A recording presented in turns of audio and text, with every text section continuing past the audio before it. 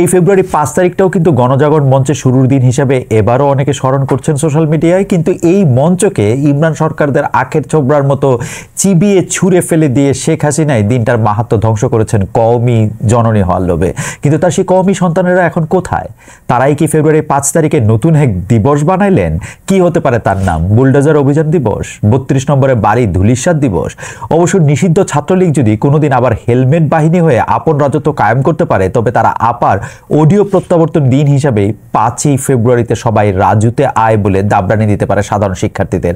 আমরা এখনই দেখছি একদল এতিম অডিও নিয়ে খুব লম্ফজম্প করছে, কিন্তু 6 মাস আগে আগস্টের 5 তারিখে আপা কপ্টার চড়ে সেই যে আড়ালে গেলেন আর মুখ দেখালেন না, তিনি বা তার এআই কণ্ঠ এখন শোনা যাচ্ছে শুধু। শুরুর দিকে যার কয়েকটি ফাঁস হওয়া অডিও আর হালের বেশ কিছু প্রবাসী লিগারদের সভায় ভার্চুয়াল বক্তব্য, যেই আপা তার ডিক্টেটরশিপ পাকাপোক্ত করতে ফোরেস্টার ক্ষেত্রে সুরজিৎ, তোফায়েল আমু, রাজ্জাকদের মতো নেতাদের কূটকৌশলে কাবু করেছিলেন একদা, তিনি এখন এতিমের মতো গুজব লিগের লাইভ অডিওতে এসে ধন্য হয়ে যান। সত্যি কি বিচিত্র। যাই হোক, আপা যে সালাম আদাব দিয়ে 5 ফেব্রুয়ারি ছাত্রলীগের অনলাইন পাঠাতনে এসে ছাত্র সমাজের জন্য ভাষণ দিলেন, থুক্কু এই ভাষণ নিয়ে কি আলাপ করা যাবে? ইতিমধ্যেই বৈষম্য বিরোধী ছাত্র আন্দোলনের পক্ষ থেকে বলা হয়েছে এই ভাষণ প্রচার করা যাবে না, এই ভাষণ নিয়ে কথা বলা যাবে না, যে এই ভাষণ প্রচার করবেন তাকে দালাল হিসেবে চিহ্নিত করা হবে, মানে এই ভাষণ প্রচার করলে জাতীয় দালাল ঘোষণা করা হবে, এরকম বলা হয়েছে। শেখ হাসিনা বার্তা প্রচার করলে বলা হয়েছে চরম মূল্য দিতে হবে। তো নাহিদ ভাই, হাসান ভাই, সার্জিস ভাই, এই ভাষণ নিয়ে কিছু কথা বলা যাবে তো, তাই না? কিছু আলোচনা সমালোচনা তো করা যাবে। গোস্তাকে মাফ করবেন, কিছু আলোচনা সমালোচনা করি। যদিও দেশের মিডিয়া হাসিনার ভাষণ প্রচার করেনি, কিন্তু সোশ্যাল মিডিয়ার অবাধ সুযোগে অনেক মানুষ শুনেছে সেই ভাষণ। তাদের কেউ কেউ আবার ফেসবুকে নিয়ে লেখালেখিও করেছেন। ভাষণ নিয়ে হতাশ অনেকের কথা, সেই বিটিভি স্টাইলের ভাষণ, সেই উন্নয়নের কচকচানি, 15 বছরে হ্যান করেঙ্গা ত্যান করেঙ্গা ইত্যাদি ইত্যাদি। অবাক করা ব্যাপার হলো, আমাদের হাসিনা আপা 2041 সালের স্বপ্নে এখনো বিভোর। সেই সময় তার বয়সটা হবে 94 বছর। রানী এলিজাবেথ যুক্তরাজ্যে রাজত্ব করেছেন 70 বছরের বেশি সময়। 70 না হলেও 90 পার করা বয়সও 60 বছরের বেশি সময় ধরে আওয়ামী লীগ প্রধান থাকতে চান শেখ হাসিনা। সেই বয়সে গণভবনের একই প্রতাপ নিয়ে বঙ্গভবনের গদিতে বসতে চান, একই প্রতাপ নিয়ে। মানে আপাতত মোদির করুণায় গদি মিডিয়া এবং প্রবাসী কিছু এতিমের গুজবে শুধু সেই আশার বাণীই পাবেন শেখ হাসিনা। আর চাতক পাখির মতো তাকিয়ে থাকতে হবে বিএনপির দিকে, তারেক রহমানের দিকে, খালেদা জিয়ার দিকে। এই প্রথম তাই জিয়া, বিএনপি, তারেক, খালেদা এদের নিয়ে কোনো কুৎসা ছিল না হাসিনার ভাষণে। তবে অন্তর্বর্তী সরকারের প্রধান ডক্টর মোহাম্মদ ইউনূসকে দু কথা শুনিয়ে দিয়েছেন ঠিকই। যে ছাত্ররা আপন রক্ত ঢেলে ডক্টর ইউনূসকে ক্ষমতায় বসিয়েছে, তাদের নিয়ে গরম কিছু বলেননি পতিত প্রধানমন্ত্রী শেখ হাসিনা। আবার জুলাই আগস্ট হত্যাকাণ্ডের জন্য চাননি ক্ষমাও, একটিবারের জন্য অনুতপ্ত মনে হয়নি তাকে। আন্দোলন থামাতে যে দমন পীড়নের আশ্রয় নিয়েছিলেন তা স্বীকার করেননি, উল্টো আন্দোলনকারীদেরই সবকিছুর জন্য দায়ী করেছেন। বলেছেন ষড়যন্ত্র তত্ত্বের কথা। আওয়ামী অ্যাক্টিভিস্টদের মতো মেটিকুলাইজ ডিজাইন শব্দ দুটিও শোনা গেছে আপার মুখে। আর কেবল পুরনো রেকর্ডের মতো স্বজন হারানোর বেদনা ও মেট্রো রেলের ধ্বংসযজ্ঞ নিয়েই থেকে থেকে আহত ছিল তার কণ্ঠ। শেখ হাসিনা যখন ভাষণ দিচ্ছিলেন তখন 32 নম্বরে বাড়ির কঙ্কাল থেকে হাড়গোড় খোলা শুরু হয়েছে। এ নিয়ে তিনি খুব বেশি কথা খরচ করেনি, শুধু বলেছেন দেশের স্বাধীনতা কয়েকজন বুলডোজার দিয়ে ভেঙে ফেলবে এই শক্তি তাদের হয়নি। তারা একটি দালান ভেঙে ফেলতে পারবে, কিন্তু ইতিহাস মুছে ফেলতে পারবে না। জি আপা, আমরাও মনে রাখবো অনেক ইতিহাস। গত 15 বছরের মনে রাখবো 3টি কথিত নির্বাচনের কথা, যেখানে ভোট ছাড়াই 154 জনের বিজয় আপনি চলে গিয়েছিলেন সরকারে, যেখানে খুশিতে ঠেলায় ভোট দেওয়ার অভিনয় হয়েছে, যেখানে ভোটের বাক্স ভরে গেছে আগের রাতেই, যেখানে ভোট হয়েছে আমিতে আর ডামিতে। এদিকে ফেব্রুয়ারি সামনে রেখে পালিয়ে থাকা আওয়ামী লীগ যখন হরতাল, অবরোধ, লিফলেট বিতরণের মতো কর্মসূচি ঘোষণা করে জানুয়ারির শেষ দিকে, তখন থেকে বিক্ষুব্ধ ছিলেন জুলাই আন্দোলনের নেতারা। এর মধ্যে শেখ হাসিনা ছাত্রলীগের আয়োজনে ভার্চুয়াল ভাষণ দেবেন 5 ফেব্রুয়ারি, এটা জানার পর থেকে তাদের ক্ষোভ আরো বেড়ে যায়। জ্বলন্ত এই আগুনে ঘৃতাহুতি দেন সোশ্যাল মিডিয়ায় প্রভাবশালী এমন একাধিক অ্যাক্টিভিস্ট। ডাক দেন বুলডোজার অভিযানের। এই বুলডোজার রাজনীতি কি? হাসিনা এখন যেখানে আছেন সেই দিল্লি থেকেই আমদানি করা কি এই বুলডোজার রাজনীতি? কারণ ভারতের সংখ্যালঘুদের বাড়িঘর ভাঙতে, ধর্মীয় স্থাপনা গুড়িয়ে দিতে এর বহুল ব্যবহার দেখা যায় নরেন্দ্র মোদীর জামানায়। সেই বুলডোজার দিয়ে বুধবার মধ্যরাতে ধানমন্ডি 32 নম্বরে বাড়ির অবশেষ ধ্বংস করা শুরু হয় জুলাই আন্দোলনের কোনো সমন্বয়কের কাছে। তাই এ ছিল উৎসবের রাত। কারো কাছে এ ছিল ফেসিবাদ নিশ্চিহ্ন করার মিশন। সোশ্যাল মিডিয়ায় অনেক ব্লগার তো বটেই, মূলধারা প্রায় সব গণমাধ্যম সরাসরি দেখিয়েছে 32 নম্বরের বাড়ির ধ্বংসযজ্ঞ। বিবিসি বাংলার শিরোনামটা এখানে একটু বলতেই হয়, যেখানে তারা লিখেছে ভাঙার ঘোষণা দিয়ে ধানমন্ডি 32 নম্বরে হামলা। ঘোষণা দিয়ে ধ্বংসযজ্ঞ চালানো একটি দেশে সরকার থাকলে, প্রশাসন থাকলে কিভাবে সম্ভব হতে পারে? কেউ অপরাধ করলে তার বিচারের উদ্যোগ নিতে হবে। একটি বাড়ি কি অপরাধ করতে পারে? আমরা যদি ধরেও নেই 5ই আগস্টে হামলা ছিল তাৎক্ষণিক প্রতিক্রিয়া, কিন্তু 5ই ফেব্রুয়ারি ঘোষণা দিয়ে যে হামলা, তা কেন ঠেকালো না সরকার? হামলায় জড়িতদের বিচার চেয়ে বুধবারই ফেসবুকে পোস্ট করেছেন হাসিনা স্বৈরতান্ত্রিক শাসনের বিরুদ্ধে 15 বছর ধরে আন্দোলনে থাকা গণসংহতি আন্দোলনের নেতা ফিরোজ আহমেদ। তাকে কোট করছি, অন্তর্বর্তী সরকার হিসাবে আপনাদের গ্রহণযোগ্যতার ন্যূনতম প্রমাণ হবে এটা, এদের বিচার করা। বাংলাদেশ ভূখণ্ডে যে কোনো সম্পদ ও সম্পত্তির নিরাপত্তা যদি সরকার দিতে না পারে, ঘোষণা দিয়ে যদি তা এভাবে ভাঙা যায়, তাহলে সরকারের কার্যত অস্তিত্ব থাকে না। আর এই বুলডোজার বাহিনীর মাঝেও ফেসিবাদী ঔদ্ধত্যের সকল উপসর্গ আমরা দেখতে পাচ্ছি। রাজনৈতিকভাবে এরা যদি সফল হয়, বাংলাদেশ কয়লা হয়ে যাবে। আমার আশা এরা ব্যর্থ হবে। এই লোভী ও বর্বর মানুষগুলি জুলাই আগস্টের অভ্যুত্থানের ভাঙিয়ে বেশি দূর যেতে পারবে না। কোটেশন শেষ। সাংবাদিক মতিউর রহমান চৌধুরী যে বলেছিলেন অন্তর্বর্তী সরকারের সময় আওয়ামী লীগ আমলের মতো সেলফ সেন্সরশিপ থেকেই কাজ করতে হচ্ছে, এ কথার কিছুটা প্রমাণ আমরা পাই 32 নম্বরে বাড়ি ভাঙার ঘটনা তুলে ধরতে বেশিরভাগ গণমাধ্যমের আচরণ থেকে। তবু একজন সাংবাদিক ঢাকা মহানগর পুলিশ প্রধানকে প্রশ্ন করেছিলেন বুধবার রাতে ঢাকার ধানমন্ডির 32 নম্বর সড়কে বঙ্গবন্ধু শেখ মুজিবুর রহমানের বাড়িতে ভাঙচুর ঠেকাতে পুলিশের উদ্যোগ কী ছিল। এর জবাবে ডিএমপি কমিশনার শেখ মোহাম্মদ সাজ্জাদ আলী বললেন, আমরা পরিস্থিতি নিয়ন্ত্রণের চেষ্টা করেছি, গভীর রাত পর্যন্ত আমি নিজে সেখানে ছিলাম। অবশ্য এই ঘটনায় পুলিশ কি করবে আসলে পুলিশ? যেখানে একটি প্রতিবেদনে বলা হচ্ছে মধ্যরাতে সেনাবাহিনীর সদস্যরা একবার 32 নম্বর সড়কের বাড়িটির সামনে গেলে ভুয়া ভুয়া স্লোগান তোলে ছাত্র জনতা, কিছুক্ষণের মধ্যে সেনাবাহিনী সেখান থেকে সরে যায়। এখানে আরেকটু যোগ করে রাখি, বুধবার, বৃহস্পতিবার শুধু 32 নম্বরের বাড়ি নয়, ঢাকার বাইরে খুলনা, যশোর, কুষ্টিয়া, বরিশাল, সিলেটে শেখ হাসিনা আত্মীয় এবং আওয়ামী লীগ নেতার বাড়ি সহ বিভিন্ন ভাস্কর্য ভাঙচুর করা হয়। এসব ঘটনা প্রতিরোধে এগিয়ে আসেনি সরকারি কোনো বাহিনী, আগুন নেভাতে দেখা যায়নি দমকল বাহিনীকেও। ঘটনা নিয়ে নীরব সরকারের উপদেষ্টারাও। কথায় বলে মৌনতাই সম্মতির লক্ষণ। এখানে মৌনতাটা আরেকটু গাঢ়, কিন্তু সম্মতিটাও একটু গাঢ়। অবশ্য ভাঙাভাঙির অনেকটা পরে মৌনতা ভঙ্গ করে বৃহস্পতিবার গণমাধ্যমে বিবৃতি পাঠিয়েছে প্রধান উপদেষ্টা প্রেস উইং, যেখানে তারা বলেছে রাজধানীর ধানমন্ডির 32 নম্বরে শেখ মুজিবুর রহমানের বাড়িতে ভাঙচুরের ঘটনা অনভিপ্রেত ও অনাকাঙ্ক্ষিত। তবে পলাতক অবস্থায় ভারতে বসে জুলাই গণ অভ্যুত্থানের বিরুদ্ধে শেখ হাসিনার উস্কানিমূলক বক্তব্যের কারণে জনমনে গভীর ক্রোধের সৃষ্টি হয়েছে, যার বহিঃপ্রকাশ ঘটেছে। শুক্রবার আসার পর একই বিষয়ে বিবৃতি দিয়েছেন শান্তিতে নোবেলজয়ী আমাদের মাননীয় প্রধান উপদেষ্টা ডক্টর মোহাম্মদ ইউনূস। ডক্টর মোহাম্মদ ইউনূসের বিবৃতিতে আসার আগে ডক্টর মোহাম্মদ ইউনূসের প্রেসউইংয়ের বিবৃতিটার দিকে আপনি খেয়াল করেন। অর্থাৎ শেখ হাসিনা একটা বক্তৃতা দিছে, শেখ হাসিনা বক্তৃতা দিবে এটা শুই না মানুষজন উত্তেজিত হয়েছে, মানুষজন উত্তেজিত হইয়া ক্ষুব্ধ হইয়া ওই বাড়ি এটা ভাঙতে গেছে এবং সরকার এটা তাকায় তাকায় দেখছে। প্রেসউইংয়ের বক্তব্যের মধ্যে এটা বোঝা যায়, এটা বোঝা যায় যে সরকার এরকমটা আর আশা করে না, কিন্তু সরকার আসলে তেমন কিছু করার ছিল না, কারণ হাসিনা বক্তব্য দিয়ে এই অকাজটা করছে। হাসিনা আরেকটা বক্তব্য দিলে কি করবেন? যাই হোক, আবার শুক্রবারে আসার পরে এই বিষয়ের বিবৃতিতে ফিরে আসি। নোবেলজয়ী আমাদের মাননীয় প্রধান উপদেষ্টা, শান্তিতে নোবেলজয়ী আমাদের মাননীয় প্রধান উপদেষ্টা ডক্টর মোহাম্মদ ইউনূস তার ভেরিফাইড ফেসবুক পেজে বলেছেন শেখ হাসিনা পরিবারের সম্পত্তি ধ্বংস থেকে বিরত থাকার আহ্বান জানিয়েছেন তিনি। তার বিবৃতি থেকে আর কিছুটা কোট করি। প্রধান উপদেষ্টা বলছেন, রক্তক্ষয়ী আন্দোলনের মাধ্যমে অর্জিত নতুন বাংলাদেশের বিজয়ীদের নিশ্চয়ই এমন কিছু করা উচিত হবে না যা দেশের বর্তমান গণতান্ত্রিক প্রতিষ্ঠানগুলোকে প্রশ্নবিদ্ধ করে এবং স্বৈরাচারী হাসিনার আমলের সঙ্গে তুলনা করার সুযোগ সৃষ্টি হয়। কোটেশন শেষ।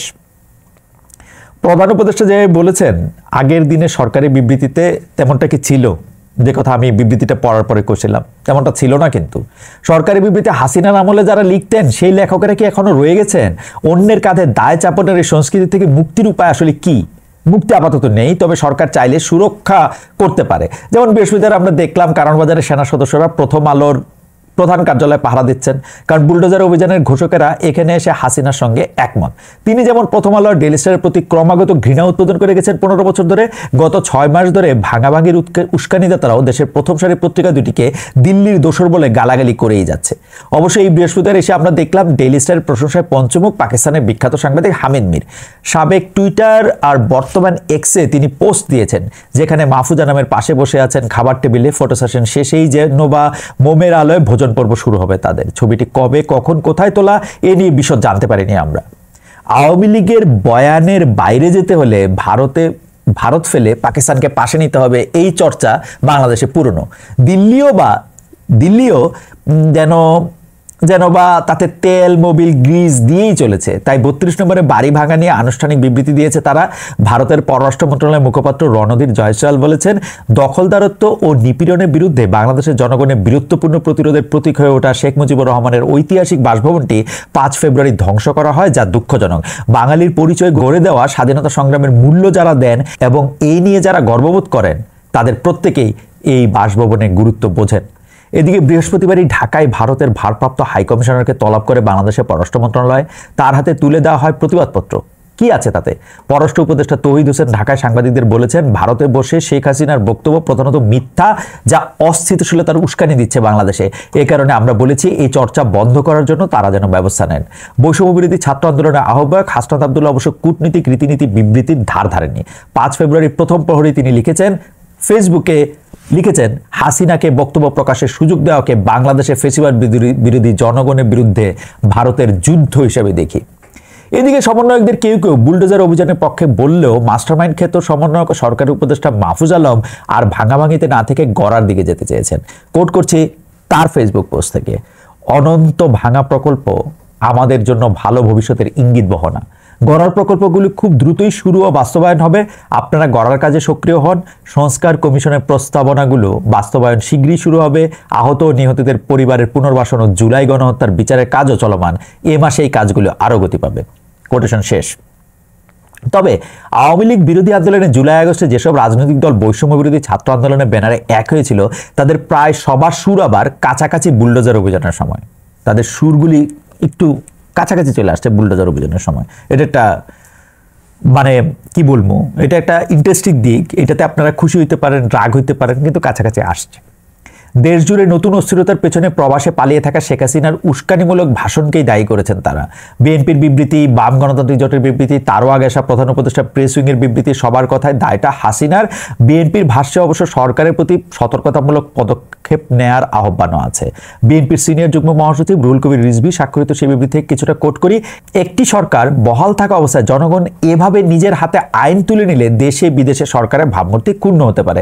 অথচ জুলাই ছাত্র ও গণ অভ্যুত্থানের আকাঙ্ক্ষা অনুযায়ী জনগণের প্রত্যাশা ছিল দেশে আইনের শাসন পুনঃপ্রতিষ্ঠিত হবে, যা বর্তমানে সরকারের সর্বোচ্চ অগ্রাধিকার হওয়া বাঞ্ছনীয় ছিল। বর্তমানে দেশে বিভিন্ন শ্রেণী পেশার মানুষ নানান ধরনের দাবি দেওয়া নিয়ে যখন তখন সড়কে মব কালচারের মাধ্যমে জনদুর্ভোগের সৃষ্টি করছে, যা সরকার যথাযথ পদক্ষেপ গ্রহণে মুনশিয়ানা দেখাতে ব্যর্থ হচ্ছে। কোটেশন শেষ। এই বিবৃতিতে বিএনপি রয়েশীয় সরকারের সমালোচনা করলেও নিজেদের নেতাকর্মীদের প্রতি সতর্কতামূলক কিছু বলেনি। কারণ হাসিনার ভাষণ ঘিরে দেশ জুড়ে যে ভাঙচুর, অগ্নিসংযোগ, তাণ্ডব, বেশ কিছু ঘটনায় কিন্তু তাদের নেতাকর্মীরাও জড়িত ছিল। এ নিয়ে জনাব রিজভী আপনি নীরব কেন? নাকি আপনারা চেয়েছেন এরকম? একইভাবে রাজনীতিবিদরা নীরব দুই অভিনেত্রী মেহের আফরোজ শাওন ও সোয়ানা সাবার আটকের ঘটনা নিয়ে। আওয়ামী লীগ নেতাদের সঙ্গে দুজনের যোগাযোগ নিয়ে যখন তুমুল আলোচনা, এমন এক সময় বৃহস্পতিবার রাতে ডিএমপি ডিবি দপ্তরে নেওয়া হয় তাদের।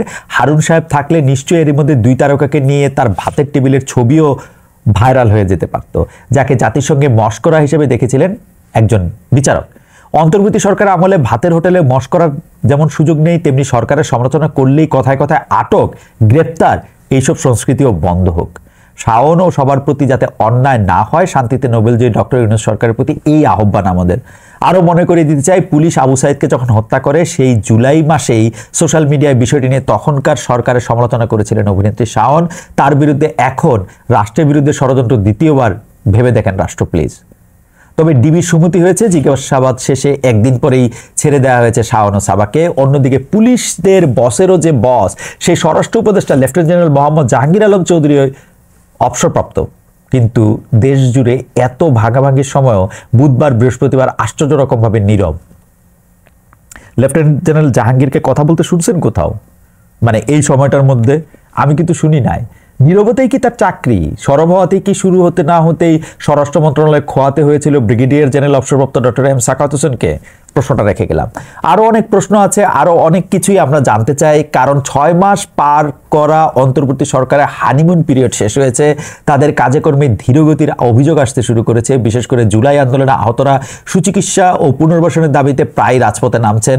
সরকারের যথাযথ সহায়তা না পেয়ে সোচ্চার শহীদ পরিবারগুলো গেল বৃহস্পতিবার এই শাহবাগ মোড়ে অবস্থান নিয়ে তারা যেসব দাবি জানায় তার মধ্যে আছে প্রতিটি হত্যার বিচারের লক্ষ্যে আসামিদের দ্রুত গ্রেপ্তার 10 দিনের মধ্যে নিশ্চিত করতে হবে, শহীদ ও আহত ভাইদের রাষ্ট্রীয় স্বীকৃতি দিতে হবে, শহীদ পরিবারের দ্রুত পুনর্বাসনের ব্যবস্থা করতে হবে, শহীদ পরিবারের সঙ্গে আলোচনা করে ন্যায্য সম্মানী দিতে হবে, শহীদ পরিবারের মাসিক সম্মানীর দ্রুত ব্যবস্থা করতে হবে। যাদের রক্তের বিনিময়ে অন্তর্বর্তী সরকার গঠিত হয়েছে তাদের স্বজনদের দাবি অবশ্যই পূরণ করা প্রয়োজন। মাঝখানে একটা কথা বলে রাখি, আমরা কিন্তু দেখলাম এনএচকে মানে জাপানের টেলিভিশনকে সাক্ষাৎকার দিতে গিয়ে ডক্টর মোহাম্মদ ইউনূস কিন্তু বলেছেন এবছরের শেষেই নির্বাচন হতে পারে। এর আগে তিনি দুটো ডেট দিয়েছিলেন বা বলেছিলেন যে এবছরের শেষ থেকে আগামী বছরের মাঝামাঝি সময় পর্যন্ত নির্বাচন হতে পারে। এবার তিনি এবছরের শেষেই নির্বাচনের কথা স্পষ্টভাবে বললেন। তো এবছরের শেষে নির্বাচন হলে আসলে নির্বাচনের খুব বেশি সময় নেই। যেসব দাবি মানে যাদের রক্তের বিনিময়ে অন্তর্বর্তী সরকার গঠিত হয়েছে তাদের স্বজনদের দাবি পূরণ করার ক্ষেত্রে সেই ক্ষেত্রে সরকারকে একটু মনোযোগী হতে হবে, কারণ খুব বেশি সময় হাতে নেই। এই ক্ষেত্রে সরকার প্রধান থেকে শুরু করে উপদেষ্টারা বারবার সদিচ্ছা থাকার কথা বলছেন, নিজেরাই আবার আমলাতান্ত্রিক পেচের কারণে ধীরগতির বিষয়টি সামনে আনছেন। গণ অভ্যুত্থানের সরকারও কেন আমলাদের কাছে জিম্মি হবে? আগের রেজিমে আমরা আমলাদের প্রশংসা করতেই দেখেছি মন্ত্রী এমপিদের, বিশেষ করে আমলাদের সহযোগিতায় যখন কথিত নির্বাচনগুলোয় জয়ী হয়ে এসেছিল আওয়ামী লীগ। সেই সময় মন্ত্রী এম এ মান্নান সাহেব তো একবার বলে বসেছিলেন আমলাতন্ত্র ভালো জিনিস, ফেরাউনের আমলেও আমলাতন্ত্র ছিল না। ফেরাউনের আমল আমরা আর দেখতে চাই না।